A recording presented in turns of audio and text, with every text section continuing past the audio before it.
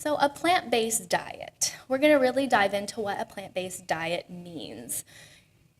As a cancer survivor, a plant-based diet is what we recommend as a type of diet to follow. What is a plant-based diet? If you go on the internet and search what is plant-based diet or just plant-based diet, you'll get a range of things because there's no standard definition of what a plant-based diet is. You may see it's a vegan diet, you may see it's a vegetarian diet, but I'm not talking about a vegan or vegetarian diet. I'm not saying you have to cut out all animal products. I'm talking more about a plant-heavy diet, might be a better term used for it. But this is a eating pattern that really emphasizes those fruits, vegetables, beans, whole grains, nuts, and seeds, those types of foods, these plant foods. And choosing foods that as close to their natural state as possible. So when you're consuming foods and choosing foods at the grocery store, trying to get them to look like they've been freshly picked or grown outside as close to that natural state as possible. I often use the example of choosing an apple over an apple-flavored granola bar as eating foods close to their natural state. And as I mentioned, I'm not talking about a vegan or vegetarian. I'm not saying that you can never have animal products. They should just be consumed in lesser amounts than your plant-based foods. And according to the AACR, again, a diet filled with these plant foods helps reduce risk for cancer and recurrence. And again, that's why we emphasize this plant-based diet. It also provides the essential nutrients your body needs, so vitamins, minerals, as well as fiber. Animal products do provide vitamins, minerals, but they do not have any fiber. And most of us don't get enough fiber in our diets. The average American gets right around 15 grams, when we really should be getting about 25 to 35 grams every day. And these come from these plant foods. They're also nutrient dense. Again, they have a lot of vitamins and minerals and relatively little calories and relatively little fat. So the example that I use here, 1 cup of broccoli has lots of vitamins and minerals as well as phytochemicals, but it only has about 30 calories per cup if you're not putting anything on it, before you put anything on it. So it's very, very small in calories and really nutrient dense. It contains phytochemicals, and we'll talk more about phytochemicals in the next slides, and we'll kind of talk about what those are and why they're important. And not only can it reduce your risk for cancer and recurrence, it can reduce your risk of high blood pressure, diabetes, heart disease, and obesity. Again, these foods are naturally lower in calories and fat.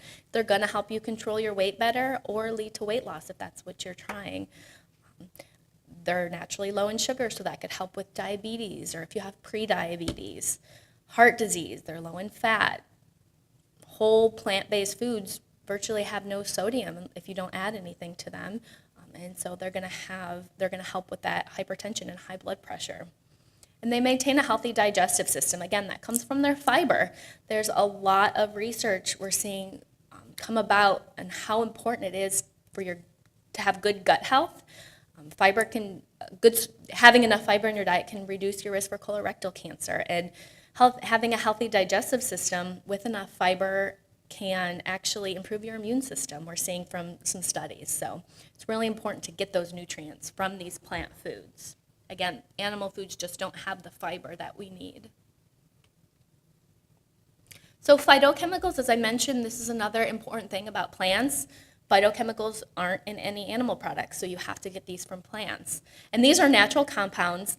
They give the plants their smell, so that when you cut into an onion or you smash garlic, that really potent smell, that comes from their phytochemicals. Their color, that bright red in tomatoes or the bright purple in eggplant, those all come, again, from its phytochemicals.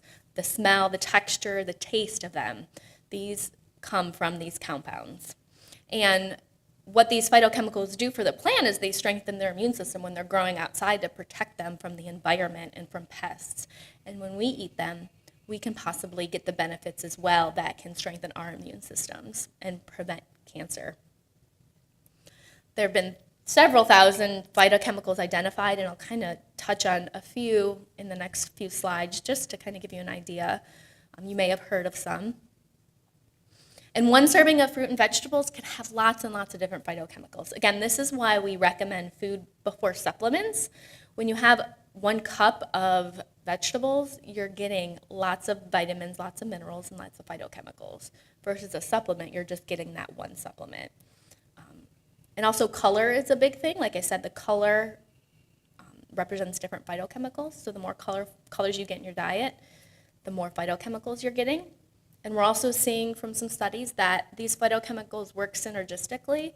So one phytochemical can increase the absorption of another phytochemical. For example, in turmeric, the active phytochemical curcumin is enhanced in our bodies by combining it with black pepper. So these two kind of phytochemicals work together to enhance the absorption and give our bodies the best benefits. So eating lots of colors, eating lots of different plant foods is what's really important. And again, studied for their ability to reduce risk of cancer and other diseases. So these are just some different phytochemicals that you may or may not have heard of. Carotenoids, these are in oranges, carrots, sweet potatoes, lots of other foods as well. And there's actually some studies that have looked at the relationship between carotenoids and breast cancer, and they saw that the higher blood levels of carotenoids, the lower risk for certain breast cancers. Lycopene in tomatoes, lycopene has been studied for its role in prostate health, possibly reducing risk of prostate cancer. Indoles, broccoli, cabbage, turnips, polyphenols, which are flavonoids in lots of your berries, apples, eggplant, those types of foods. So lots of different phytochemicals in different plant foods. And again, getting these foods from whole foods, not supplements. So you want to consume a variety of these foods instead of taking a garlic supplement or a lycopene supplement. We're not really sure if those are beneficial or even if they're safe, especially if you're in cancer treatment. You definitely want to avoid those types of supplements if you're in treatment. But getting those nutrients from the food is what's important. Trying to get at the very minimum at least 5 servings a day. We really want to see more than that, maybe 7 to 10 servings a day if possible. And because the more the better, really. These foods are so wonderful for us that the more we eat of them, the better, especially vegetables. And I kind of just gave you an idea of what one serving looks like. So for fruit, about 1 medium-sized piece of fruit or a half cup. And vegetables, 1 cup raw versus a half cup cooked. It is typically a serving. So try and add these into your diet as much as possible. And this is just a chart just to kind of, if you're interested at all. I know it's a lot, very wordy, but just if you're interested in some of the different phytochemicals, their plant source. I had mentioned there's lots of different sources of each phytochemical. And then what their possible benefits might be. So as you can see in a lot of these, inhibit cancer cell growth, inhibit inflammation, improve immunity. You'll see a lot of that throughout the different possible benefits. And again, these are preliminary studies. A lot of them are cell studies or animal studies that we're seeing. So still in the research phase, but we are seeing a lot of promise in things that, again, we can do just to stack the odds in our favor, eating these wonderful foods. And so this is really why we recommend this plant-based diet and getting a lot of these foods in and getting a variety of these foods.